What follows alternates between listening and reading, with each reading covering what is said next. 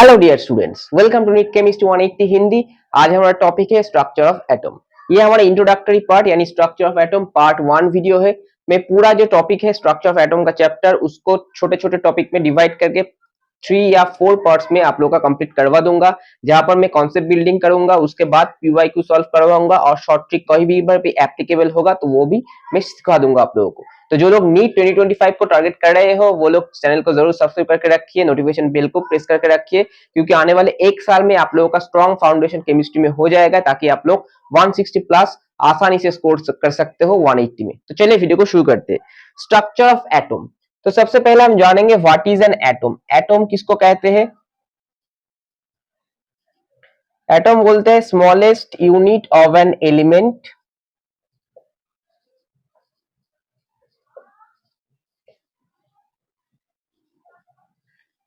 having all the properties of the element।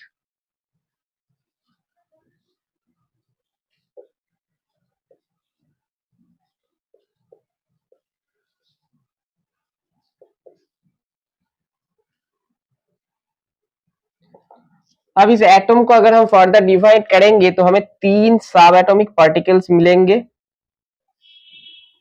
एक है proton, एक है इलेक्ट्रॉन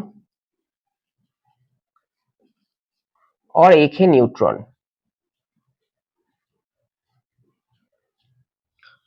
अब प्रोटॉन और इलेक्ट्रॉन सेम अमाउंट में रहेगा, क्योंकि प्रोटॉन का है पॉजिटिव चार्ज और इलेक्ट्रॉन का है नेगेटिव चार्ज और न्यूट्रॉन का कोई चार्ज नहीं है। तो अगर प्रोटॉन 5 रहेगा तो इलेक्ट्रॉन भी 5 रहेगा, क्योंकि as a whole atom neutral होता है। तब ये लोग कहां पर रहते हैं?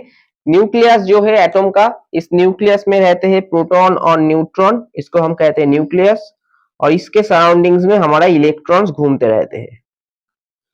अब ये स्ट्रक्चर हमें कैसे मिला? तो ये स्ट्रक्चर सबसे पहले हम पूछेंगे, सबसे पहले हम जानेंगे J Thomson model, J Thomson, watermelon model और plum pudding model.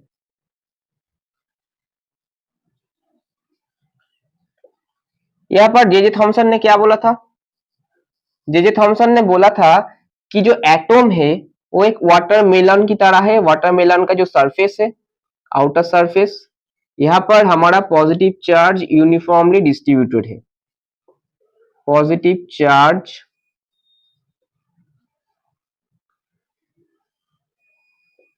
Uniformly distributed,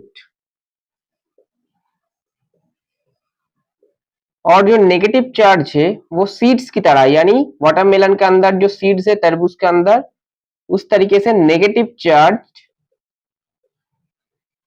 watermelon के अंदर एम्बेडेड है।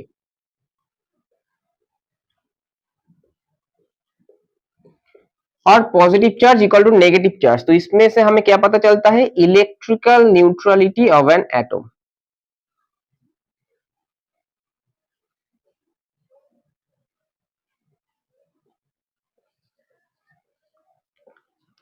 अब इसके बाद रादरफोर्ड का एक्सपेरिमेंट हम देखेंगे, अल्फा पार्टिकल स्कैटरिंग एक्सपेरिमेंट, जिसमें क्या हुआ, जिसमें गोल्ड फॉयल लिया गया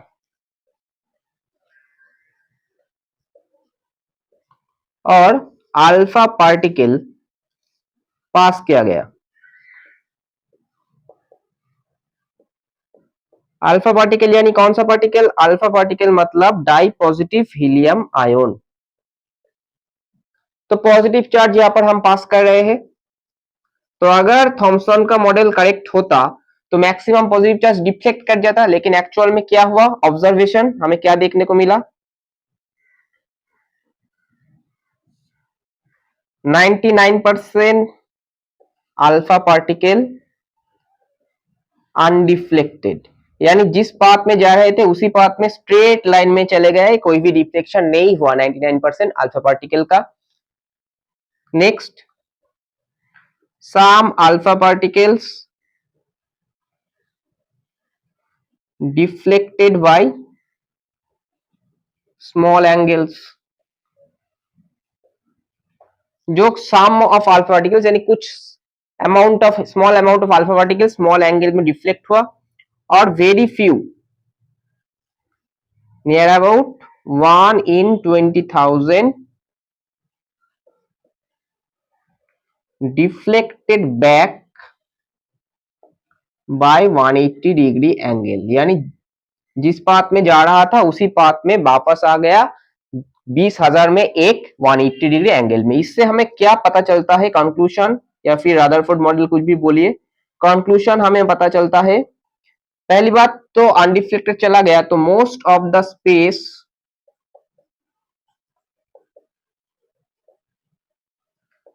in the atom is empty, यानी ज्यादा से ज्यादा जगह क्या है, खाली है एटम में। नंबर 2, क्योंकि सम अल्फा पार्टिकल स्मॉल एंगल इसमें डिफ्लेक्ट हुआ है, तो पॉजिटिव चार्ज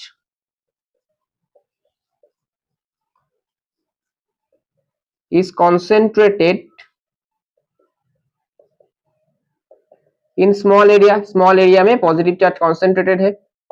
और 20,000 में एक डिफ्लेक्ट कर गया, तो वहां पर एक ह्यूज अमाउंट ऑफ मास होगा। तो ह्यूज अमाउंट ऑफ मास, जिसको हम एटम का न्यूक्लियस कह रहे हैं, जहां पर प्रोटॉन और न्यूट्रॉन है, is concentrated in a very small proportion or small portion in the center of the nucleus, center of the atom, sorry, center of the atom, यानी एटम के सेंटर में एक बहुत ही स्मॉल पोर्शन में nucleus है, जहां पर सबसे ज्यादा यानी ह्यूज अमाउंट ऑफ मास, जो कि पूरा मास है एटम का, वो कॉन्सेंट्रेटेड है। तो हमें ये पता चल गया, तो हम फिर रिवाइज करेंगे। Atom smallest unit of an element having all the properties of element, 3 particles है, proton, electron, neutron. J Thomson ने पहला वाटरमेलन मॉडल या प्लम पुडिंग मॉडल दिया था, जहां पर सरफेस ऑफ द वाटरमेलन को कह रहे हैं पॉजिटिव चार्ज डिस्ट्रीब्यूटेड है और नेगेटिव चार्ज यहाँ पर एम्बेडेड है। सीड्स, इसको अगर आप सीड्स मान के चलिए वाटरमेलन का, तो सीड्स की तरह एम्बेडेड है इलेक्ट्रॉन। यहाँ से हमें पता चलता है कि प्रोटॉन इक्वल टू इलेक्ट्रॉन, यानी इलेक्ट्रिकल न्यूट्रलिटी। अब रदरफोर्ड ने क्या किया, एक गोल्ड फॉइल लिया, वहां पर अल्फा पार्टिकल पास किया, तो हमें क्या देखने को मिला, 99% ऑफ अल्फा पार्टिकल डिफ्लेक्ट नहीं हुआ। तो यहाँ पर क्या पता चलता है कि most of the space empty है, तो ये तो डिस्कार्ड हो गया कि पॉजिटिव स्फीयर है। अगर पॉजिटिव स्फीयर होता यूनिफॉर्मली, तो ये क्या हो जाता, डिफ्लेक्ट हो जाता, लेकिन वो तो नहीं हुआ। नेक्स्ट क्या है, पॉजिटिव चार्ज कॉन्सेंट्रेटेड है स्मॉल एंगल्स में, क्योंकि सम अल्फा पार्टिकल स्मॉल एंगल में डिफ्लेक्ट हुआ, तो स्मॉल एरिया में क्या होगा, पॉजिटिव चार्ज कॉन्सेंट्रेटेड होगा। और 20,000 में एक डिफ्लेक्ट बैक हुआ, तो वहां पर क्या होगा, न्यूक्लियस, यानी ह्यूज अमाउंट ऑफ मास। यही तक आप लोगों को अब पता चल गया कि रदरफोर्ड क्या है, जे थॉमसन क्या है। अब हम जानेंगे atomic number, mass number, isotope, isobar और आइसोइलेक्ट्रॉनिक स्पीसीज। अब हम जानेंगे एटॉमिक नंबर, मास नंबर और एक नीट का पीवाईक्यू सॉल्व करेंगे। तो एटॉमिक नंबर किसको कहते हैं, एटॉमिक नंबर को हम Z से रिप्रेजेंट करते हैं, और ये होता है number of protons. Number of electrons नहीं मान के चलिए, क्योंकि इलेक्ट्रॉन नंबर सेम हो सकता है, मैं इसके बाद में बताऊंगा। क्योंकि इलेक्ट्रॉन नंबर सेम जिनका होता है उनको आइसोइलेक्ट्रॉनिक स्पीसीज कहते हैं। अगर पॉजिटिव चार्ज नेगेटिव चार्ज मिला के, न्यूट्रल स्पीसीज मिला के इलेक्ट्रॉन नंबर सेम हो सकता है, लेकिन नंबर ऑफ प्रोटॉन्स किसी भी दो एलिमेंट का सेम नहीं होगा, क्योंकि एटॉमिक नंबर किसी भी दो एलिमेंट का सेम नहीं है नेचर में। ये कैरेक्टरिस्टिक प्रॉपर्टी है किसी भी एलिमेंट का कि नंबर ऑफ प्रोटॉन सेम नहीं होगा। अब मास नंबर क्या है, मास नंबर को हम ए मान के चलते हैं। ये है number of protons plus number of neutrons. तो नंबर ऑफ प्रोटॉन्स हो जाता है Z, और न्यूट्रॉन को n मान के चलते हैं, तो A is equal to Z minus n, तो न्यूट्रॉन आ जाएगा हमारा A माइनस Z। अगर हमें मास नंबर और एटॉमिक नंबर पता है, तो न्यूट्रॉन नंबर हम जान सकते हैं। अब अगर किसी भी एटम को हम, even atom has atomic number X and sorry atomic number Z and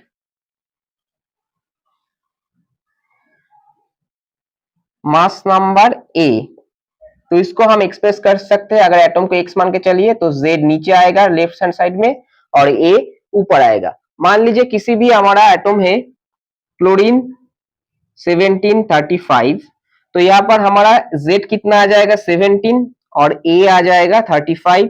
तो Z17 मतलब प्रोटॉन 17 आ जाएगा, और न्यूट्रल एटम है तो प्रोटॉन इक्वल टू इलेक्ट्रॉन आ जाएगा 17, और न्यूट्रॉन आ जाएगा, हमें पता है A माइनस जेड यानी 35 minus 17 that is 18।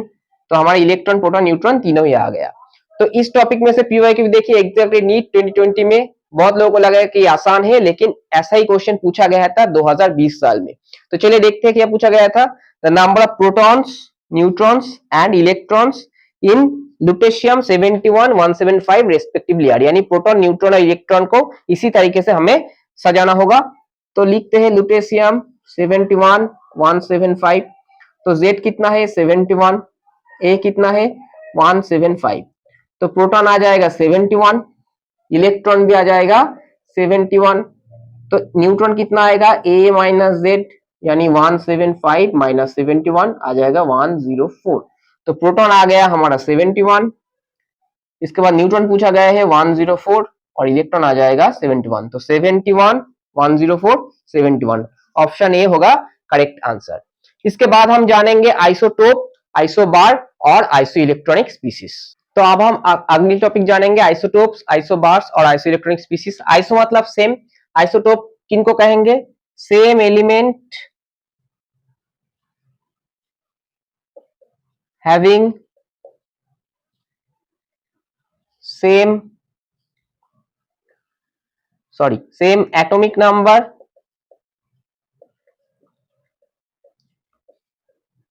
but different mass number। Same atomic number यानी कि सेम एलिमेंट होगा लेकिन उनका डिफरेंट मास नंबर हो सकता है। जैसे एग्जांपल अगर हम मान के चलिए हाइड्रोजन 11, हाइड्रोजन 12, हाइड्रोजन 13, या फिर क्लोरीन 1735 और क्लोरीन 1737। यहाँ पर देखिए सबका एटॉमिक नंबर 1 है हाइड्रोजन का, लेकिन मास नंबर डिफरेंट है। क्लोरीन दोनों का ही एटॉमिक नंबर सेम है लेकिन मास नंबर डिफरेंट है। अगर एटॉमिक नंबर सेम है तो प्रोटॉन क्या होगा? सेम होगा, लेकिन मास नंबर डिफरेंट है यानी न्यूट्रॉन डिफरेंट होगा। तो प्रोटॉन नंबर सेम है यानी कि सेम केमिकल प्रॉपर्टीज शो करेंगे आइसोटोप्स।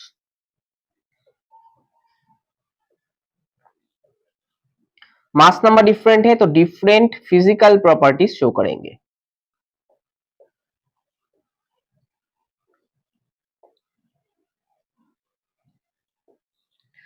अब आइसोबार को देखते हैं। आइसोबार क्या होगा? Different element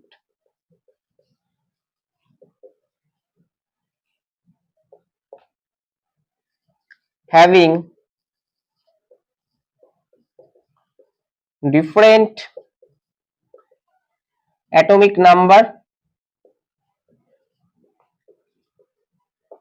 but same mass number। Atomic number different होगा तो डिफरेंट एलिमेंट होगा। एग्जांपल हम एक ही एग्जांपल अगर देंगे यहाँ पर, तो आर्गन 1840 एंड कैल्शियम 2040। यहाँ पर देखिए एटॉमिक नंबर डिफरेंट है लेकिन मास नंबर डिफरेंट है।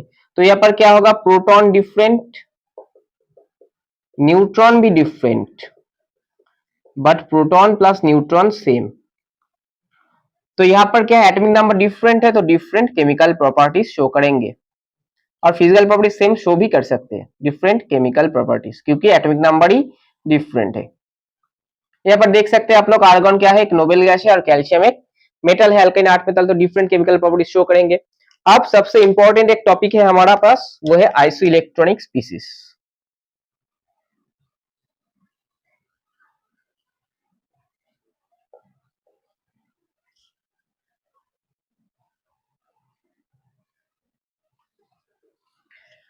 आइसो इलेक्ट्रॉनिक स्पीसीज हम किसको कहेंगे? जहां पर भी हमारा इलेक्ट्रॉन नंबर सेम होगा। Species having same electron number, तो इलेक्ट्रॉन नंबर अगर सेम हो जाएगा तो उसको हम आइसो इलेक्ट्रॉनिक स्पीसीज कहेंगे। जैसे कि एग्जांपल मान के चलिए नियॉन, यहाँ पर प्रोटॉन कितना होगा? 10 और इलेक्ट्रॉन भी होगा 10। सोडियम प्लस इलेक्ट्रॉन कितना होगा 11 माइनस 1 10। उसके बाद हम लिख सकते हैं Mg2 प्लस, इलेक्ट्रॉन कितना होगा 12 माइनस 2 यानी 10। एल्यूमिनियम 3 प्लस, इलेक्ट्रॉन कितना हो जाएगा 13 माइनस 3 10। इसके साथ साथ यहाँ पर भी हम लिख सकते हैं F माइनस, इलेक्ट्रॉन कितना हो जाएगा 9 प्लस 1 यानी 10। एटॉमिक नंबर 9 है, माइनस यानी एक इलेक्ट्रॉन एक्स्ट्रा आएगा। सोडियम का एटॉमिक नंबर 11 है, प्लस 1 यानी एक इलेक्ट्रॉन चला गया। सिमिलरली O2 माइनस, ऑक्सीजन का एटॉमिक नंबर कितना है 8, तो नॉर्मली 8 इलेक्ट्रॉन रहते हैं, लेकिन 2 माइनस है तो यानी इलेक्ट्रॉन दोनों ऐड हो जाएगा 10। तो ये सारे आइसोइलेक्ट्रॉनिक स्पीशीज है। अब हमारा नीट 2021 में एक सवाल है, which of the following pairs is not an isoelectronic pair। देखिए इसको मैं दोनों तरीके से कराऊंगा, एक तो जो हमारा ट्रेडिशनल वे है और एक है शॉर्ट ट्रिक के माध्यम से। तो पहले ट्रेडिशनल वे देखते हैं।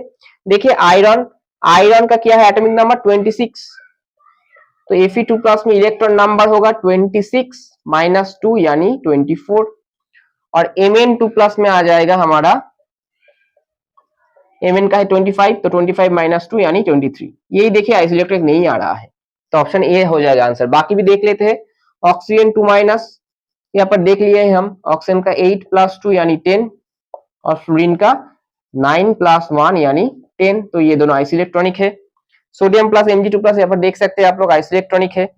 Mn2 plus Fe3 plus, Mn2 plus अगर हम देखेंगे तो 25 माइनस 2 यानी 23, और Fe3 प्लस का अगर हम देखेंगे तो 26 माइनस 3 यानी 23, तो ये दोनों भी आइसोइलेक्ट्रॉनिक है। अब ये इलेक्ट्रॉन नंबर बिना निकाले हम कैसे इसको सॉल्व कर सकते हैं? देखिए इन दोनों के ऊपर ही 2 प्लस चार्ज है। कोई भी दो डिफरेंट एलिमेंट के ऊपर अगर सेम एटम सेम चार्ज होगा, यानी प्लस साइन और नंबर ऑफ चार्ज सेम होगा, तो वो आइसोइलेक्ट्रिक नहीं हो सकते, क्योंकि न्यूट्रल स्टेट में ही Fe और Mn का इलेक्ट्रॉन नंबर सेम नहीं है। तो दो इलेक्ट्रॉन दोनों से निकाल देंगे तो उनका भी इलेक्ट्रॉन नंबर सेम नहीं रहेगा। तो सेम चार्ज अगर दोनों के ऊपर रहेगा, दोनों डिफरेंट एलिमेंट के ऊपर, तो वो कभी भी आइसोइलेक्ट्रिक नहीं हो सकते। ऐसे ही हम लोग सॉल्व कर सकते हैं नीट का सवाल। तो यही तक आज का टॉपिक, ये हमारा पार्ट 1 वीडियो था, introduction part of atomic structure. इसके बाद हम वेव देखेंगे, बामा लीमन यानी atomic spectrum, de Broglie, Heisenberg, quantum number, N+L rule, आउटबर्ग प्रिंसिपल, सारे टॉपिक हम पार्ट बाय पार्ट देखेंगे। अगर आप लोगों को ये वीडियो अच्छा लगा तो वीडियो को लाइक कर दीजिएगा, दोस्तों के साथ शेयर कर दीजिएगा, और दूसरे वीडियो पाने के लिए चैनल को सब्सक्राइब करके नोटिफिकेशन बेल को प्रेस कर दीजिएगा। नमस्कार।